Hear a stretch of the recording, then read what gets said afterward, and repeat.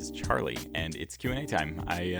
It's my 1 year anniversary here on BookTube is next week, but because of my monthly wrap-ups happening at the end of the month every month, I decided to just shift this celebration forward. So this Q&A video is going to go live technically a week before my anniversary, but I think that's fine. I had asked you all to ask me any questions that you had about either my channel or just me in general, just Charlie, and you did it. I got over 60 questions from all of you, which is way more than I was expecting. I messaged somebody prior to like asking people to ask me questions, and I was like saying that I'm nervous to even ask because if nobody replies, I'll be crushed. But it didn't happen. So thank you for asking your questions, those of you who did. I really appreciate it. I was able to categorize the questions kind of into three groups. One of them being the like channel specific questions. So like, what did I learn in my 1 year here on BookTube? That kind of thing. And then there's questions about me, general Q&A questions. And then at the end, we have a small section for questions specifically about Bagel, who is my dog. There were a number of questions about him, so I figure why not? We'll give him his own section at the end. Save the best for last. But feel free to skip ahead if that's all you're here for. Timestamps are in the description below. But like I said, we have a lot of questions to get through, so we're just going to dive right in. The first question comes from Library of a Mood Reader, who is another channel here on YouTube, and they asked, were there any expectations or goals that I wanted to meet in my first year when I got started? Honestly, I didn't have any expectations. I didn't know that this was going to be a thing that I stuck with. I was hoping that I would stick with it for at least a year to try it out and see if I liked it. But I was giving myself all the grace in the world, expecting nothing, assuming nothing would come of it, assuming that my friends on the internet who talked me into doing this would watch my videos, and that's pretty much it. I didn't really tell anybody about it, or at least I tried not to tell anybody about it. I just was gonna put my thoughts on the internet and see what happened. Worst case scenario, I expected that I would be able to reference these videos kind of in lieu of like a book journal, like some sort of way of me to track the books that I've read. And it has served that purpose for sure. I think later in the year, once it started picking up, whoa, the light in this room just got crazy. The sun moved, or I guess the clouds moved. Anyway, later in the year, once things were picking up and once I was sticking to it and once it was, it continued to be fun. It continued to be a thing that I was doing, and it was apparent that I wasn't going to stop anytime soon. Then I did sort of, at a certain point, convince myself that I was going to hit 1,000 subscribers by the end of the year. And it was, I guess, yeah, it was an expectation, not really a goal, but it was something that I was expecting to see. But then I it was just based off of the momentum that I had built up to that point. But then I missed a week of uploading, and I started posting book reviews, and that tanked the progression of the channel. The channel growth pretty much halted when I did that, but that's okay. Again, I still expect nothing from this in terms of, I don't expect more than I have right now every day. I just kind of assume I'm going to wake up and do things the same way I did them yesterday. Whatever changes come along the way, that's just my new reality. That's kind of how I'm approaching this. So did I have any expectations? No. Do I have any expectations right now? Not really. That's the short answer there. Another question from Library of Mood Reader is, has making videos for BookTube changed my reading in any way? I don't know if I think it has, honestly. I guess I think I'm reading more, probably. Well, that's not even true. Maybe I'm reading less. I'm potentially reading more carefully. Maybe. No, I'm not. Sometimes I am, but I think that's more book-based, not BookTube-based. Like some books demand that, you know. I don't think so. I don't think BookTube specifically has changed my reading, which I think is good. I think that's good. I'm not trying to like chase any trends. I've definitely talked about books here that are not very popular or like known at all. I have a whole video talking about a series over here behind my lamp, X Heroes, which is a series that I love, but like nobody else reads that book or that series, and like that's fine. So I don't think so. The only way that it has changed my reading is that I've met people through BookTube and I've read books with those people. So that's fun, and I've talked about books with those people, and that's fun. So my experience with reading has changed greatly since starting this channel, but I have not tailored my reading in a certain way because of BookTube. I think, you know, I try to set a goal for myself at the beginning of the year, or very loose goals, but I do that already. Like I did that already without the channel. You know, now I'm monitoring it a little bit more, but no, I don't think so. I don't think my reading has changed since starting the channel as a result of the channel. MojoP or Mojopi. Hello, you've also asked a question. Mojopi has asked, is it Charlie read a book or Charlie read a book? And this question actually came up a couple times here, and it's come up a million times before. And honestly, I don't really know. I think in my head, I say Charlie read a book. That makes sense to me. But Charlie read a book also makes sense. You know, if I'm talking about a book specifically, a book that Charlie has read, then it's definitely Charlie read a book. So when I'm doing a review for a book, that's Charlie read a book for sure. But if I'm talking about a TBR, like if I'm planning out my reads for next month, then you could say Charlie read a book. Charlie, read a book. I really don't know, and I'm really fine with however you want to say it. I should ask. Maybe I'll do a poll for how do you read my channel name. I know it's pretty divisive. Cinna asked, what is my favorite video that I've made so far? And that's a tough one. I've had a lot of fun with a lot of these videos. There's somebody pulling into my driveway for something, so this is awkward now because my window faces out into my driveway, and they're dropping off a package, but they can see me talking to myself into a camera, so I'm going to pretend to be doing something else.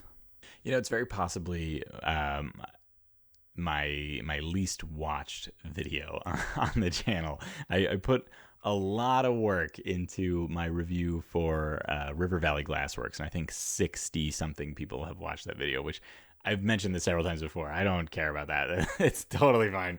It makes sense to me entirely. It's a very niche video, but I did put a lot of work into it, and I think it came out really well. Like I'm happy with how it came out, but more so than that, I like learned a lot from the process of making that video. So I got a lot of value out of that. I also think that I really enjoyed making my X Heroes series review, which I haven't done series reviews since then, or not yet. You know, it's the only series review I've done, but that was fun just because of, you know, getting to go back and revisit a series that I loved that I haven't read in a while, I haven't talked about.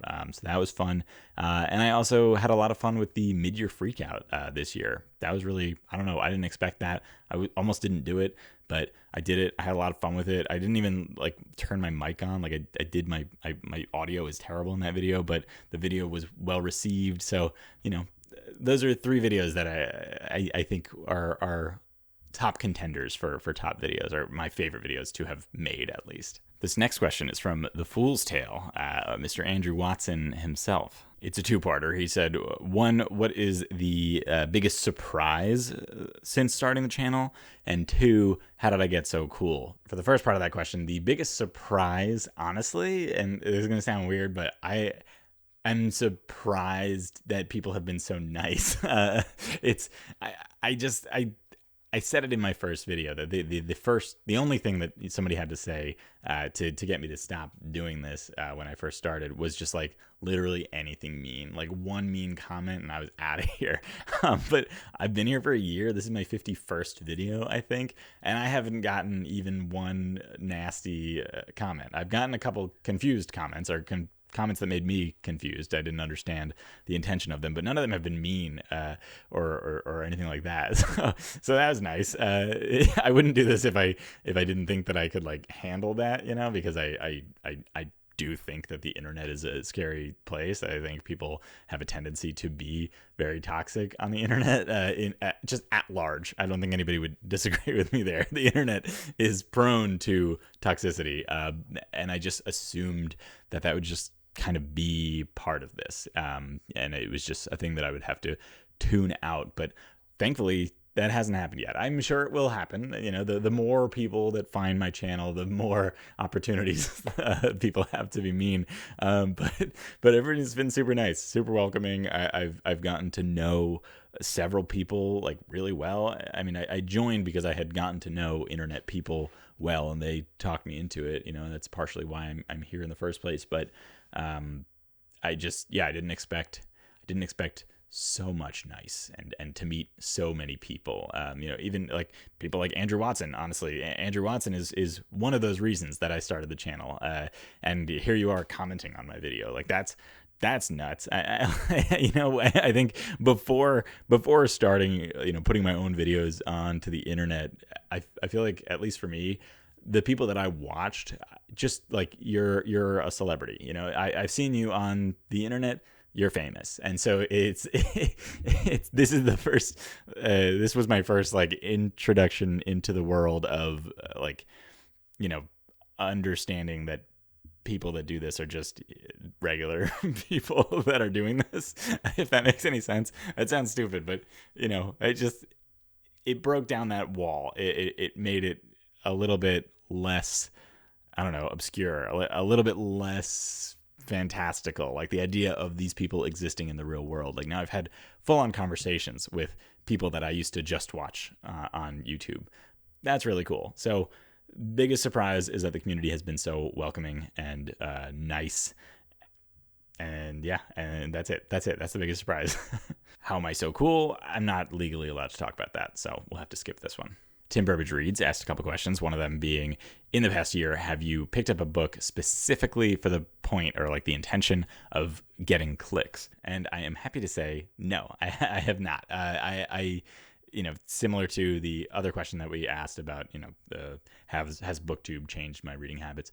No, I really have not done that. I don't really suspect that I will. I have read books that are huge on the internet for sure, but it wasn't because I thought it would help me get clicks. It's just because I was genuinely interested in reading those books. And honestly, a lot of the times those books don't work for me. Will of the Many is so many people's like favorite book of all time, and it did not work for me. Blood Over Brighthaven, similar. People rave about that book. I didn't care about that book. So I think if I did try to do that, I don't trust that it would help me, because I wouldn't have, I don't know. I don't think it matters. And you could almost argue that I do the opposite. That I pick up books that just I know aren't gonna do well. I do videos that I know aren't gonna do well, but I do them because I want to do them. Like I post videos about reviews, book reviews, and those don't do well. People watch book reviews, and over time they scale up well, but they're my lowest performing videos. Well, actually, they're my second lowest performing videos. The other videos that I do sometimes are my board game videos, which just tank, right? So do I pick up books specifically to get clicks? No, and I kind of make videos that do the opposite. Knowing that they will hurt the channel kind of in a small way. But I think that's okay, because I'm doing this with all of you, but I'm doing this for me, if that makes sense. I don't think that's not a bad thing to say, right? That's the truth. I'm doing this because I want to do this. Alvin asks, what triggered me to go from BookTube viewer to BookTube content creator, starting my own channel? And that is honestly, I guess I kind of touched on that already, but it's I was watching Andrew Watson, his videos, and he mentioned a Discord, and I had never really done Discord before. Like I hadn't joined Discord channels or servers or anything like that before, but he mentioned it in one of his videos, and I figured, why not? I'll give it a shot. And so I joined it, and it was fun, and I was talking to people, and then he had he has currently a content creator channel in his server, and I don't have a channel at this point, right? I'm just a boy watching YouTube videos, but I just kind of asked him, I was like, can I just like join that, because I'm curious about YouTube, and so I asked if I could join so that I could talk to people about potentially starting my own channel. And he was like, sure, why not? And so he added me in there, and I was in there for like, I don't know, almost a year, I think, just talking to people about their channels, but not really adding anything to the conversation because I wasn't supposed to be there. But there are so many people in there that were just super supportive.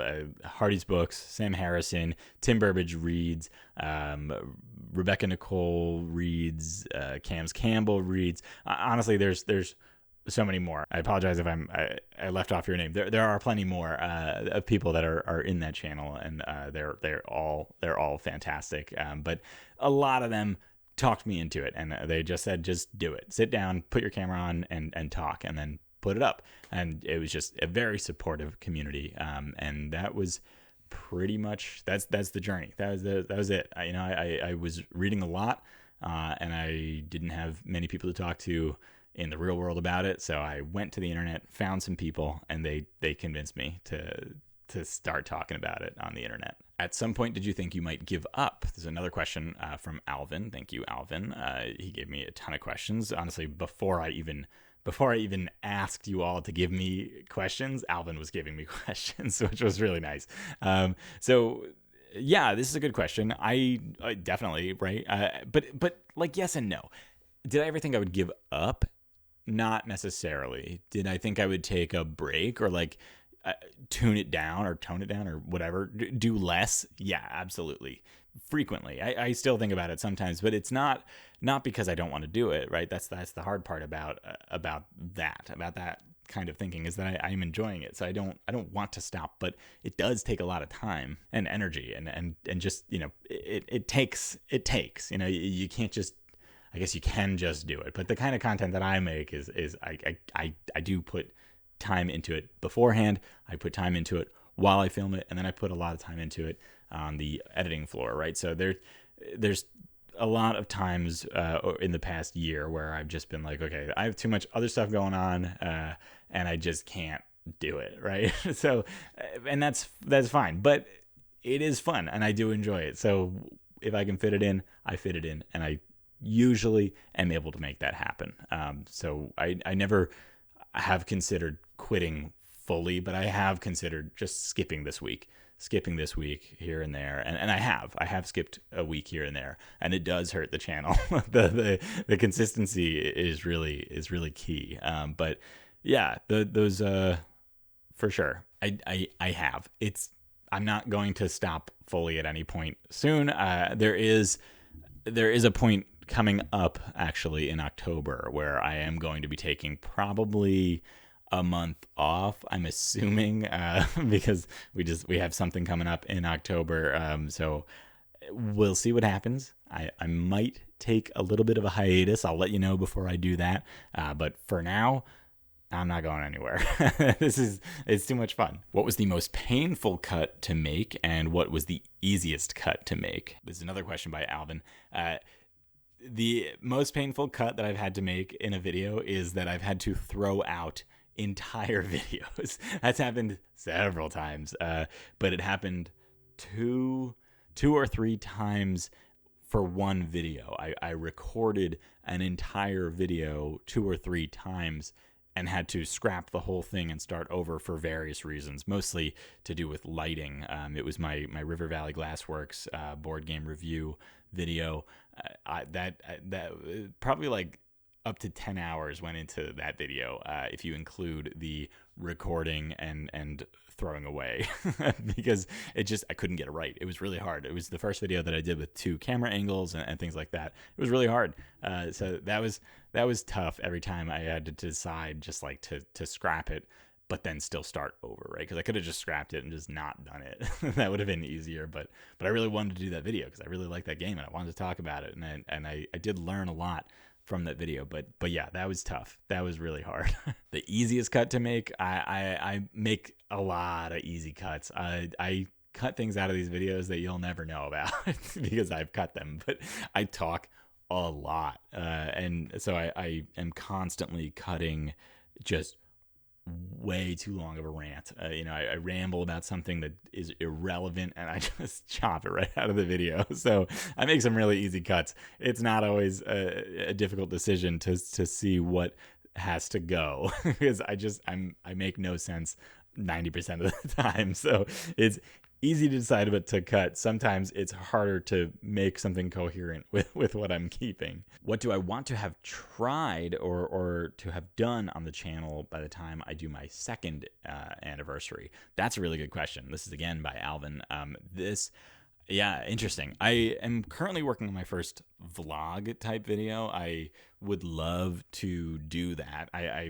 I might cut that whole video too if it doesn't come out as I want it. But yeah, I would like to have done a vlog, but I also would really like to do some sort of like interviews on this channel. And I have a couple ideas for things like that, but I haven't done it yet. There's like a little bit of a hurdle.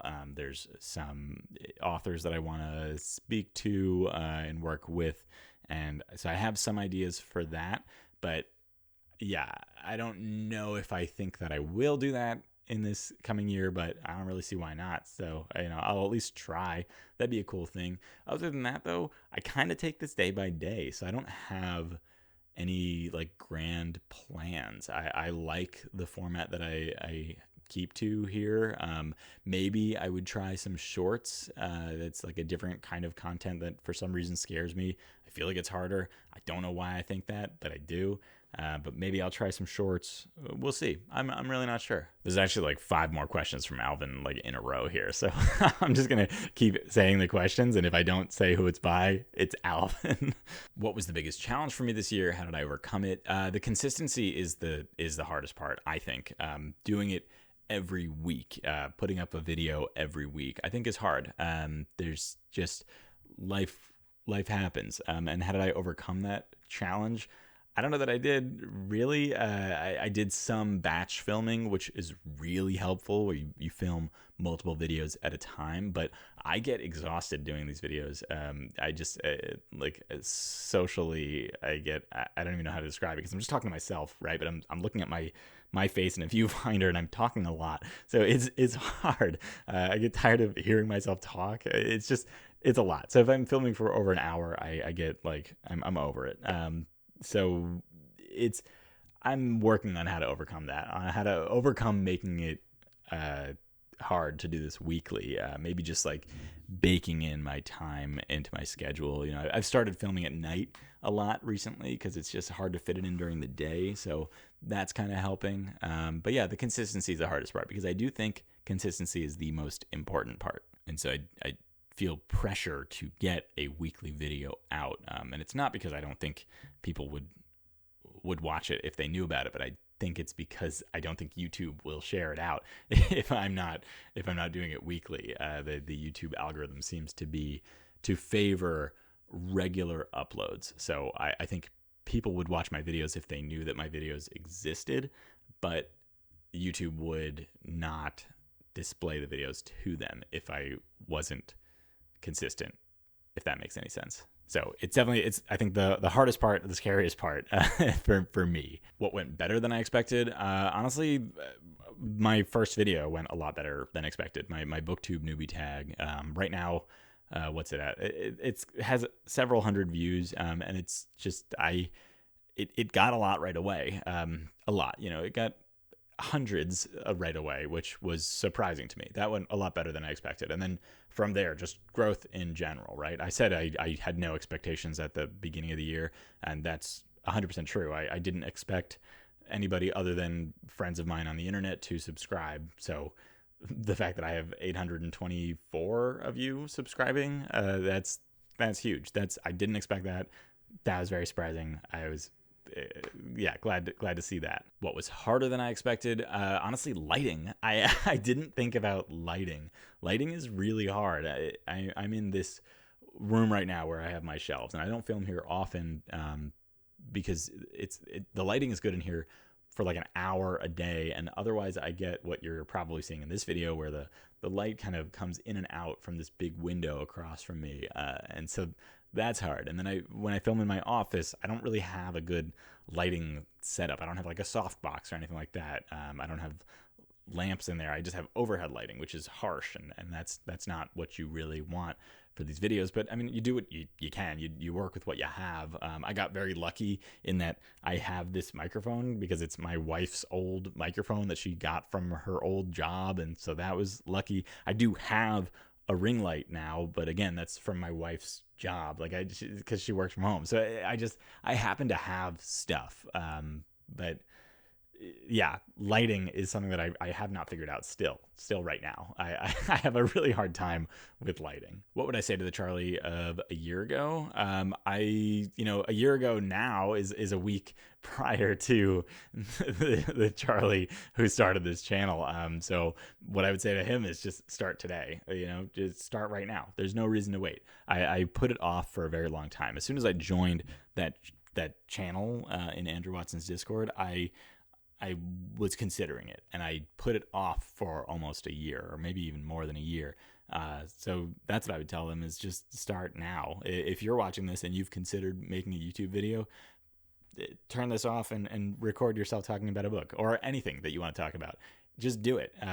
The only way that you get good at it is by doing it, and you can't do it if you're not doing it. So if you're at all interested in doing this, but you think you're not going to be good at it, you're not going to be good at it. I wasn't good at it. I don't know if I'm good at it yet, but do it. It is fun, and it puts you into your community, whatever community that is, right? If I was making more board game content, I'd be deeper into the board game community, which is a great community, but right now I'm more focused on books, so I'm in the book community because I'm doing this. I'm getting myself more involved. So if you have a hobby and you want to dive more into it, do this. I think it's good. I think it's a good outlet. It's a good way to talk to people that you would never know otherwise, and it's just fun. So I don't think this is for everybody, but if you want to do this, do this. This wasn't even the question, but me a year ago, do it.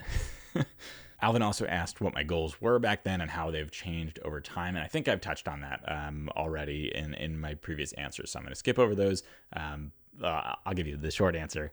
I didn't really have any goals. I don't really have any goals. That's pretty much it. Books and Chocoholic has asked me what is a genre or subgenre that I love that I don't actually talk about here on the channel. And that's a cool question. Honestly, I try to be pretty broad in my reading, but there's definitely genres and subgenres that I don't revisit a lot. So I think really I have talked about everything that I've read in the year that I've been on BookTube. I have talked about literally everything that I've read. So if I haven't read it, or if I have read it, I've talked about it. There's nothing that I haven't done that with. But I haven't read anything in the what genre would it even be? I guess there's two. I haven't read anything that falls under like a truly just like dystopian kind of book, like The Road, for example, is a great one. I love The Road. I don't talk about The Road here because I read it years ago, but I also read several books in that space, and so I don't talk about it here because I'm not currently reading it here, but I have read a lot of dystopian novels and I've really enjoyed them. Similarly, I used to read a lot of books that focused on mental health, or like the characters were struggling, the characters were dealing with their own mental health struggles, and I used to read a lot of those, and I liked reading those books. I don't know, I found them comforting in a weird way. So I don't read those anymore, so I don't talk about those, but like they are a big part of the books that I've read historically. So, maybe I should talk about those just from the lens of I used to read these books, but also maybe I should just revisit those genres also and pick up more books like that. Another one from MojoPie, what is my favorite book that I've read since starting my channel? I'll have to check for this one. I'm pulling up my list here. I think I know the answer, but I'm not 100% sure that I read it within this year. No, I was going to say The Daughter's War, but The Daughter's War I actually read just before I started the channel. That's tragic. Well, then in that case, it might be recency bias, but Once Was Willem was my most recent 5-star read, and it was terrific. So that'd probably win it. But if I had started my channel a couple weeks prior, when I had just finished The Daughter's War would be getting this award for sure. It's right here. This red spine right here. If you haven't heard me talk about this book before, just know that I love The Daughter's War. It's so good. Black Tongue Thief was also really good, but very different. The Daughter's War, spectacular. It was beautiful. But again, it doesn't answer this question. I can't talk about it anymore here. Once Was Willem, really good. I have a review for that I put out very recently. Before I move on to the general Q&A questions, I just want to, I jotted down a couple things that I also wanted to mention here, things that I've learned in my 1 year. It's not much. One thing that I've learned is that the less targeted a type of video, the better it will perform. And that is, I think that makes sense, right? But what I mean by that is, if you have a very specific video, right? Like a book review, I'm talking about this one book, or like I keep talking about the board game review that I did, right? That's a very specific video. It was one video talking about one board game, and it was how to play it. And it wasn't even a review. I think I keep calling it a review. It wasn't a review of that board game. It was how to play that board game. So that's very niche. You need a person to want to play that game, to look it up and ask you the rules and how to play it. So very specific. Those videos don't do as well as broad videos. Broad meaning like a list video, a list where where I'm talking about 10 books, my top 10 books, I think is my most watched video on here. And that's, again, obviously, because it's me talking to everybody. I'm just saying these are good books and you should read this. And that's like a very searchable thing, right? I want to read a book. Let me see what the internet says. What are the top 10 books I should read? And then you find that video and you watch that video, right? That video did really well. I should do more videos like that if I want big videos, but I like those niche videos, the videos that are more targeted. So book reviews, things like that. I like those, so I do those, but it's not a surprise when they don't do well, if that makes sense. So people do watch reviews, but they don't watch them as often as they'll watch just book talk, like people talking about books, not book talk. And so, my monthly wrap-ups, so when I'm talking about the books that I've read that month, those do better than reviews. Everything does better than reviews, honestly. So that's something that I've learned. If you want people to watch your video, make it a broad video. For that same reason, like tag videos and challenges, they do really well. I don't do a ton of tags, and I don't think I could really ever do these challenges. I think some of them do seem fun, but I don't have time for that. It's too much. It's too much time. I can't just like sit in a room and read for 24 hours. No, I can't do that. My baby will go hungry. I have too many responsibilities, so I can't do those challenges. That's fine. And the only other thing that I'll really say here in this section is that and I think I've alluded to this several times, but my biggest takeaway, I think, in this year is that you have the most fun making the videos that you want to talk about. I've been having a lot of fun here. I keep saying that. I say it all the time, that I think this is very fun.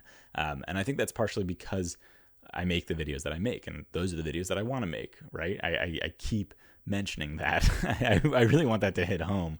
I am not chasing any of the numbers. I think that the numbers are fun. When I hit the numbers, I get excited. If I hit 1,000 subscribers at some point, I'll think that's very fun. That the numbers are exciting, but I don't think you should do this for the numbers. I don't think you can do this for the numbers. I guess that's not true. You can do this for the numbers. People do this for the numbers, but I don't think you should. I make the videos that I think are fun.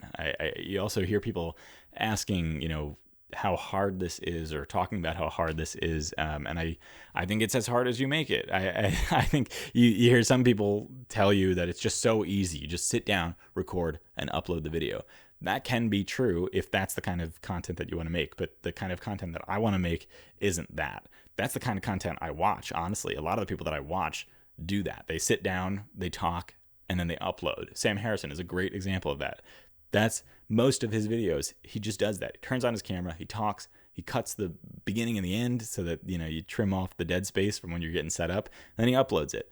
Those are his videos. They're great. I love those videos. It's for whatever reason, I decided that's not the kind of video that I want to make for myself. I prefer, for whatever reason, to make more edited videos. I feel more comfortable putting myself on the internet if I have gone through and tailored my sentences to make sure that I'm being clear, because I don't like talking if I'm not 100% sure about something. But I do make these videos without a script, so I'm not 100% sure. So I make myself 100% sure in the editing room, and that's the process that I've chosen. So I think that this is hard because I make it hard, if that makes sense.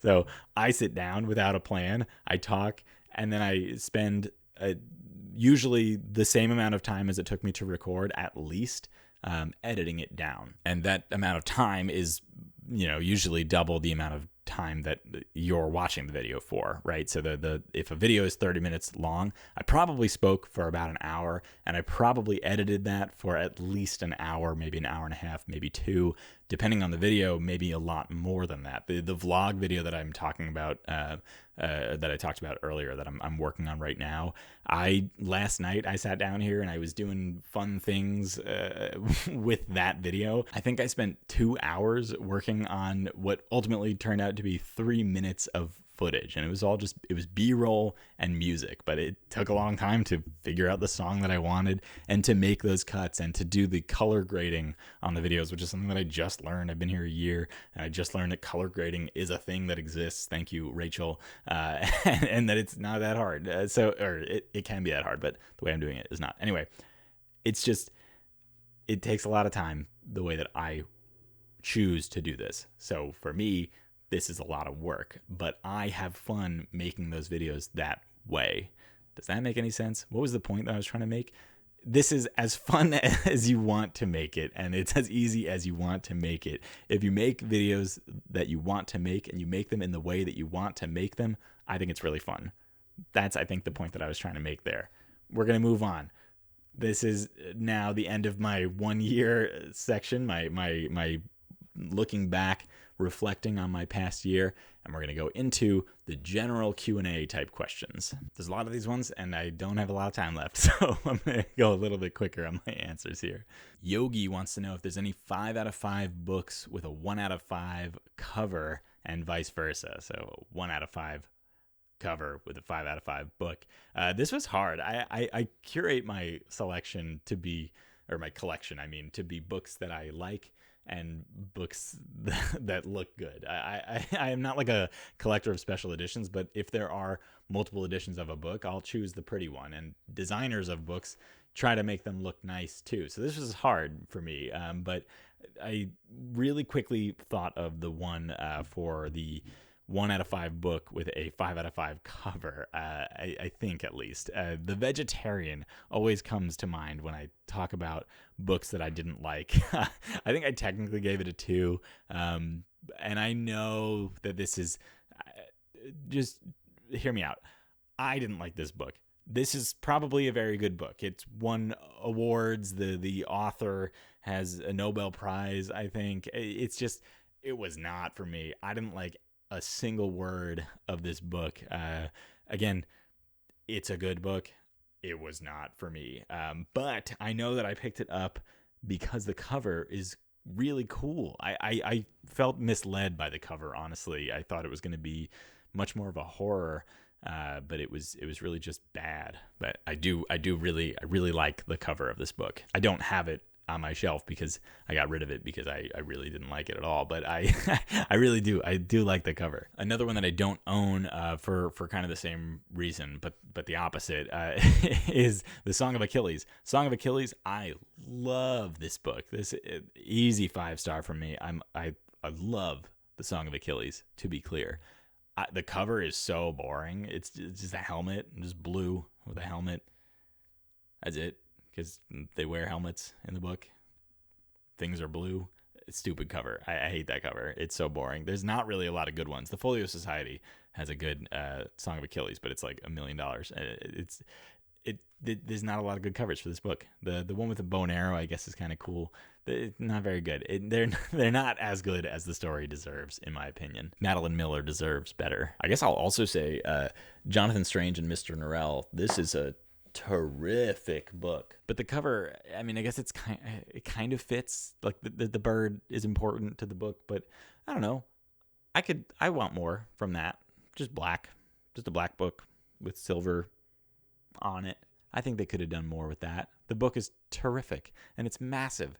I don't think this is going to sell this, if that makes sense. Like, this cover doesn't sell this many pages to many people, but it must, and it should. But again, just Susanna Clarke deserves better. Piranesi, I think, has a really great cover. But yeah, I don't know, deserves better. This is a phenomenal book. Give me more. They did actually give me more, I guess. The anniversary edition is this like very pretty bluish thing. I'll put it up on the screen. It's very pretty, but I don't have that one. So that's my answer. What's a book that disappointed you, but you think another author could do better? This comes from Books and Chocoholic again. Good question. I think, honestly, and this is not a popular opinion, and it's not, again, I did not dislike this book. I liked this book. I just didn't love it. R.F. Kuang's The Poppy War. It's over there. I'm not going to get up and get it. R.F. Kuang's The Poppy War is a good book. It's a good book. I think it could have been done better. I do think, and this is going to sound okay. I read Ken Liu's Paper Menagerie, and it touched on somewhat similar themes as The Poppy War touched on. And I read Ken Liu's The Paper Menagerie before I read The Poppy War, and I read it very, close together. I read those two books. There wasn't a lot of time between, is what I'm trying to say.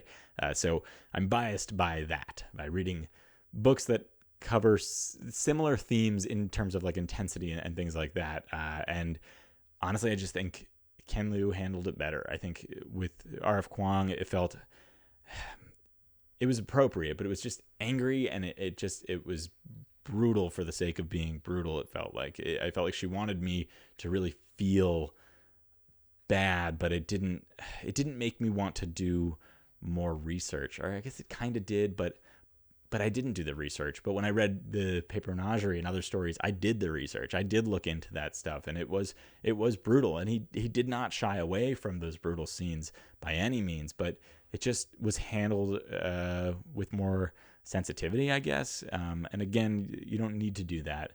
These are horrible things that happened, and they should be explained or expressed clearly and in full detail, which, they both did. It's hard to explain, I guess, but I just think Ken Liu did it better, in my opinion. I don't know.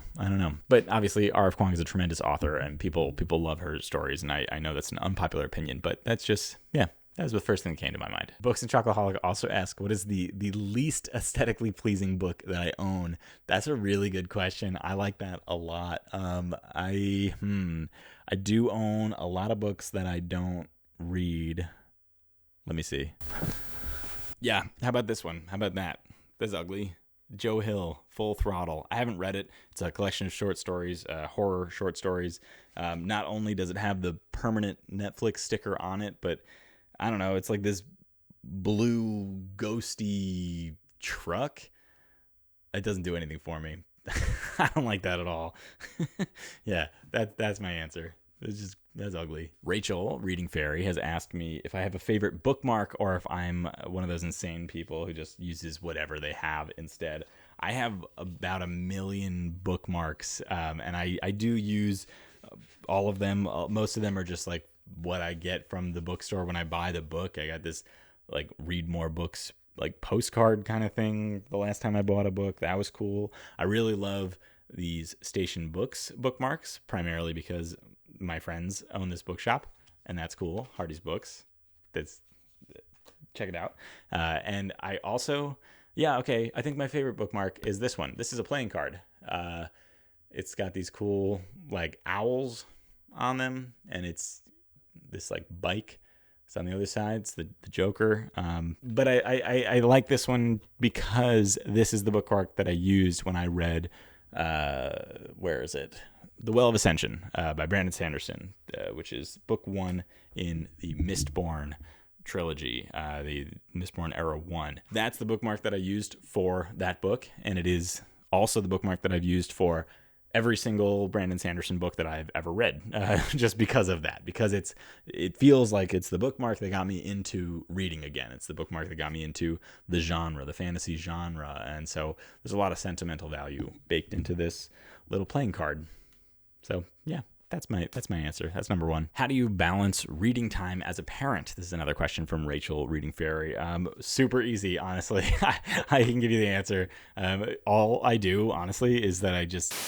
Ooh, that's weird. Hopefully I got all that. Camera did something funny, but yeah, that's it. That's all you got to do. What fictional world would you want to live in for a month, and how would you pass the time? Really easy. Becky Chambers' Monk and Robot duology. That's a nice, peaceful world. It's like post-tech kind of stuff. Like the robots became sentient and just left. They just went to the woods to live on their own, and then it was just people hanging out. That's what I want. That's where I want to live. And how would I pass the time? I would just hang out. I'd read books. I would go to the tea monk and have them tell me stories while I drink tea. That's it. Bliss. That's it. That's it. No money. It's beautiful. It's a beautiful place. That's where I want to go. What book did you dislike, and why is it The Will of the Many? This is another one by Senna. Yep, The Will of the Many. I talked about it already a little bit. I don't know why I didn't like it, honestly. Or I did like it. No, I didn't. I did 3 stars at best. It was fine. I forced myself to finish it. I wish I didn't. I should have DNF'd it. And the further I get from it, the more sour I am towards this book, honestly. It's just, honestly, I think it's just because I was disappointed because it was hyped up so much. And then when I read it, it didn't land for me. And I think that soured my experience. So I think realistically, it's like a 3.5, maybe no, it's not a 4. It's a 3.5 maybe for me. But it feels more like a 2, maybe a 3. Because it's just, I feel like I'm missing something. It made me feel stupid. It made me feel like I not stupid in that I didn't understand what was happening. I understood what was happening. It made me feel stupid, like in that I don't understand why everybody likes this. So, yeah, that's the one. And I know Senna agrees with me, so that feels good. That there's literally one other person on this planet that didn't like The Will of the Many. Are there any books that I would risk my own life to save from a fire? This one comes from Lady Mare Reads. Honestly, I don't think so. I have some good books behind me. I love them. But I love being alive more than these books, I gotta say. I can't even give you like a sappy answer, like my son's like memories books or whatever. You know, you get those books when you have a kid and you're supposed to fill out their weight and their first word and when they took their first steps, and they are really sweet, and I like those ideas, and if you do those, congrats. But we had 2 of them. We didn't write a single word in either of them because we just had a baby. We're tired. We didn't do that. So I don't honestly have an answer for you. I value myself higher than my books. Mare also asked, when will you wear wigs? At this rate, it could be any day now. Baby Minky, has asked me, what's the first SFF book that I would read to my son when he's old enough? That's a really good question. I don't know. That's tough. I like that question. I have to give that a lot of thought. In my head, I feel like Mistborn, because that's how I got into the genre. I think that could potentially be a good spot, but that's like way older. So there's got to be some younger books that I can read with him. I just got this, the Book of 3. So maybe if I get to this and like this, Lloyd Alexander, I think that's young adult. Maybe that would be one, but Honestly, that's a really good question for me to just think about on my own, and maybe I'll get back to you because I don't have a good answer for that one. When he's old enough though, Mistborn. Definitely Mistborn. One and only WM3 actually also asked what is the first book like that I read that got me into the genre, and it's that book. I think I referred to it as The Hero of Ages before. That's The Will of Ascension. Wow, that's book 3, book 2. What I actually mean is the Final Empire, book 1 of Mistborn. That trilogy. That is definitely the first fantasy book that got me like really into the genre. I had read like Song of Achilles and a couple things too, but that's like more Greek mythology, like true epic fantasy type stuff. Brandon Sanderson got me in. The same person has asked, is there a specific novel that ignited my love for reading? And again, it's that same book this time around, but there were several times throughout my life where I got into reading. One of the earliest ones is like Holes.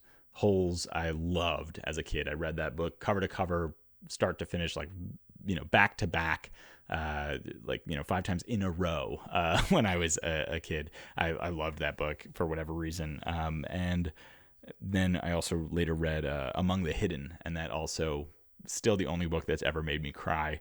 I loved that book too. So those are good answers for like younger Charlie. What is a board game that I love that is an absolute pain in the butt to teach to others? Honestly, some people can make the easiest board games an absolute pain in the butt to teach. But probably like Jaws. I love Jaws. I can't get the Jaws board game to the table. I love that game though, but it takes a full 2 hours, and it's essentially 2 board games because you play half of the board game one way, and then the second half you like turn the board over and play it a completely different way.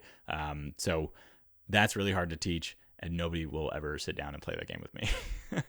And that question was by The Lit Wizard. I don't know if I mentioned that. They also have a channel. Starlit Library wants to know what my favorite sandwich and beverage is. Honestly, I just drink water most of the time. I don't really drink anything else. That's super boring. And sandwich, I eat so many sandwiches, but I eat like all of the sandwiches that exist. I think I typically go for like a buffalo chicken sandwich for whatever reason. I don't know why. When I'm at a deli, if they have that, I get it. There was a time in my life though where I was hunting down the perfect meatball parm. I never found it, so the hunt is still on. But yeah, sandwiches in general, gimme. Andrea MGC said that she loves books, but she also loves movies and TV shows, and she wants to know my favorite 3 movies and TV shows. She says, I'm really hoping you have some, because people who say they don't have favorites hurt my brain. Like, what do you mean?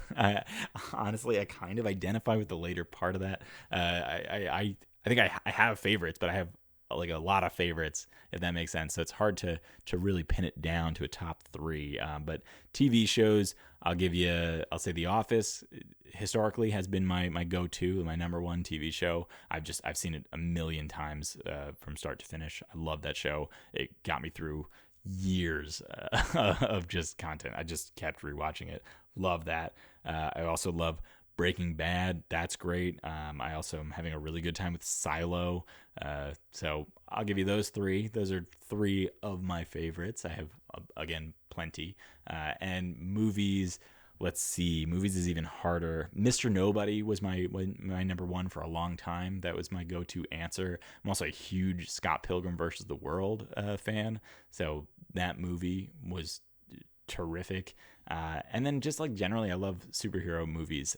So I got to give one at least. Maybe I'll just say the Christopher Nolan Batman movies, those as a whole. Maybe the first one, Batman Begins.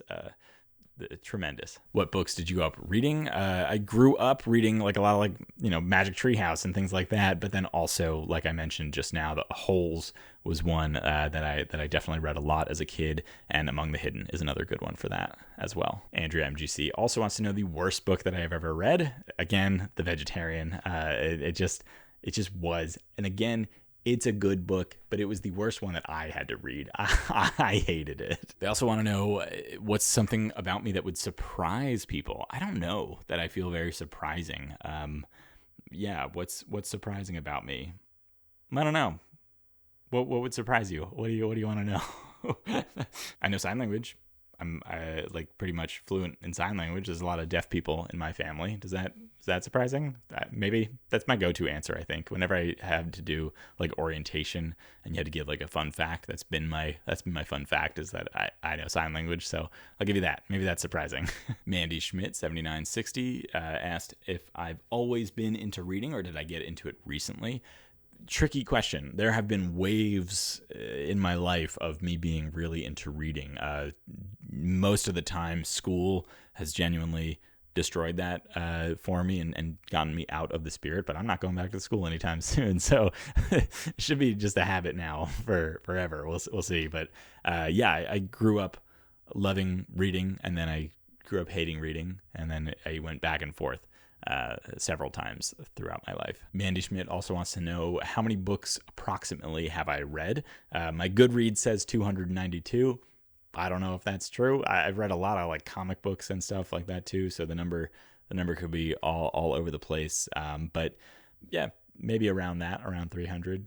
I don't know, actually. I don't have all the books that I read like as a kid or anything on my Goodreads too, so yeah, hard to say. Somewhere in that ballpark. They also say that they don't believe in the term, but do I have a guilty pleasure book, one that I know isn't good but I enjoy anyway? And that's X Heroes. I don't know. I can't say this is a bad book. I love this book, X Heroes, and this series as a whole. But like objectively, is it a good book? No, probably not. Is it fun? Yeah. Do I love it? Absolutely.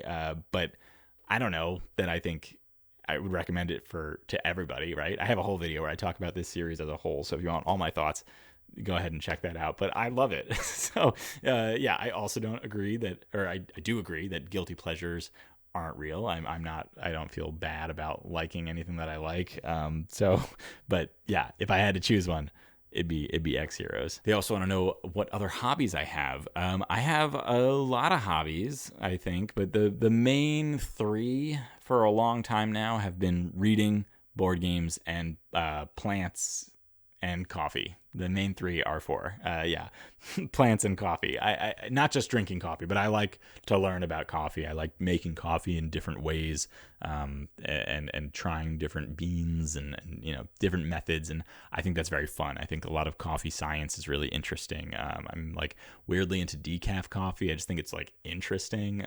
So coffee is one that you may not know about. Board games and books I talk about here on the channel a lot. So those ones you're familiar with probably, but coffee and plants are ones that you may not know about. Plants, less so these days, but I have like 70 plants in my house, and I've acquired them all when I was living in a tiny New York apartment in New York City, and my bedroom. They were all in my bedroom, and they were all tiny, and now they're all big, and they're here with me in my house. So yeah, those are some other hobbies. I've watched hundreds of hours of content about plants specifically back in the day, but it's been a while. Mandy Schmidt also wants to know how much do I read every day on average. I do a lot of audiobooks when I'm cleaning up around the house, so at least like an hour, but probably closer to like 2 hours a day. At least an hour of audiobook. And then usually I'll sit down with a book after I finish like cleaning up the house and whatever, and read for as long as I can before I fall asleep. That's pretty much it. So at least an hour of audiobook time, which I don't know how long that would translate to in a physical book, but it helps me get through all the chores around the house. Mandy Schmidt is also asking, wow, a lot of questions from Mandy Schmidt. Thank you so much. Also asking if there's an author that I would buy anything from. Absolutely, there's several. Like Brandon Sanderson, absolutely, I will buy everything he writes. Susanna Clarke, I'll buy everything that they write. Madeline Miller, I'll buy it all. And most recently, my newest auto-buy author is Christopher Bjornman. I love Christopher Bjornman. I've read 3 of his books now, but they've been so good. Anything that he produces going forward, I'm picking it up. Let's see. Is there anybody else that I want to mention? There's a lot of great authors. I've read a lot of good books, so I could probably keep this list going. But the ones I've mentioned are definitely the surefire auto buy authors for sure. They also want to know my workout routine. I'm not in terrific shape and I haven't been super consistent about the gym. So my workout routine currently is go to the gym if I can. If I can fit it into my day, I'll try to do it, and I'll just do whatever I think will make me continue to survive. Senna wants to know how long I think I would survive in a zombie apocalypse, and what book has prepared me for this. Honestly, I think I could do it like forever, like long term. And I think it depends though. If it's the running zombies, I'm out. I'm out in 5 seconds. If it's running zombies with like, no limit to their stamina, I'm dead. Yeah, see you later. But if they're slow and dumb, like Walking Dead type zombies, I'm fine. I'll lock myself up. I'll be good. I'll be good for a long time. I'm okay with that. I think I feel like I would hide. I would wait them out, and then they'd be gone, and I'd be fine. I don't think they're as serious as people think they are. I'm not afraid of no zombies. Not at all. And what books have prepared me for that? I've read a lot of Walking Dead, but a lot of the people die in The Walking Dead. I have World War Z, and I read like a chapter of that, so I think I'm fine. Fable Bound 3 wants to know if I've played Dead of Winter, and I have, and I love Dead of Winter, but I've only played it like once, and we didn't do very well, and then nobody ever wants to play it with me again. So I want to play it. If there's an online version of it, play with me, somebody, because I love that game. It's really good. It's like a zombie survival game. Really, really well done. But yeah, nobody wants to play it with me. So no, haven't done it a ton. But when I did, I really liked it. Tim Burbage from Tim Burbage Reads wants to know, what is a genre or famous author that's a black hole for you? Completely unexplored. You know nothing about it.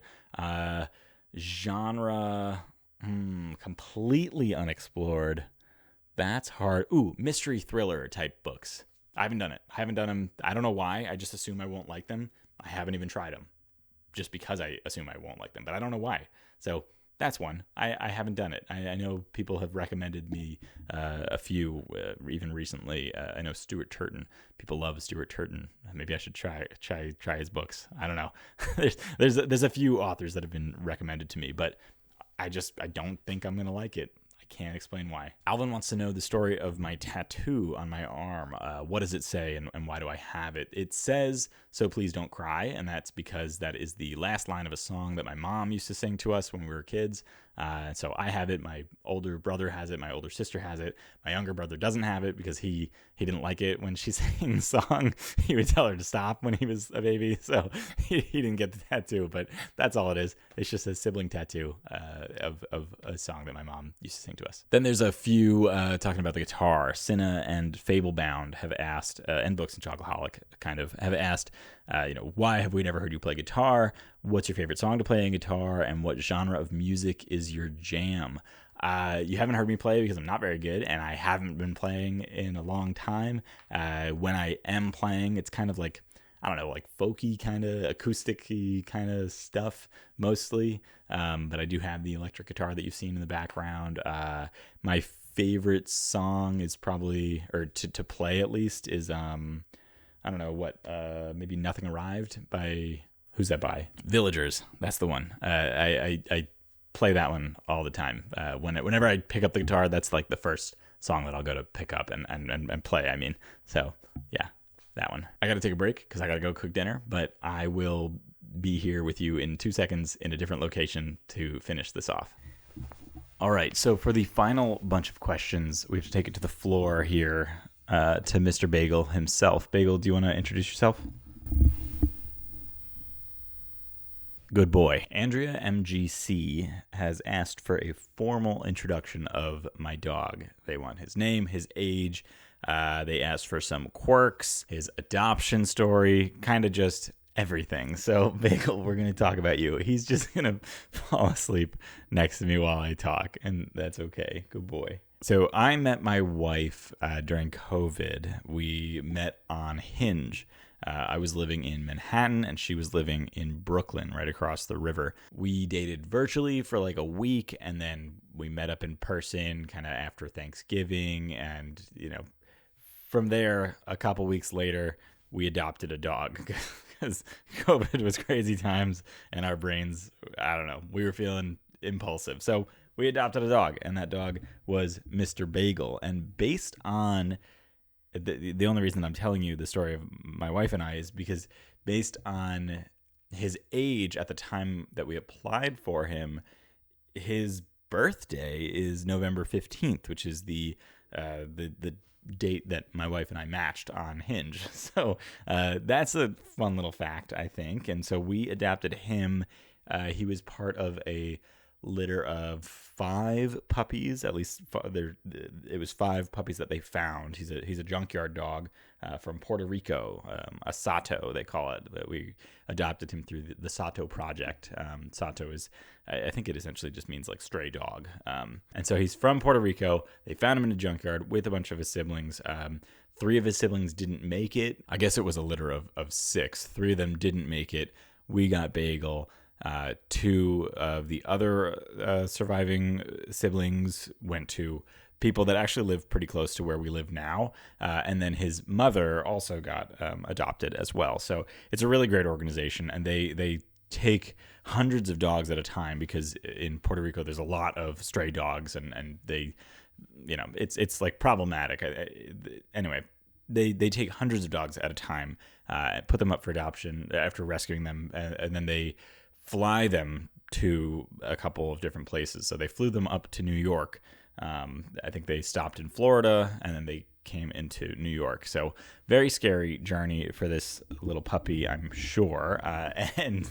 But worth it, maybe, I hope.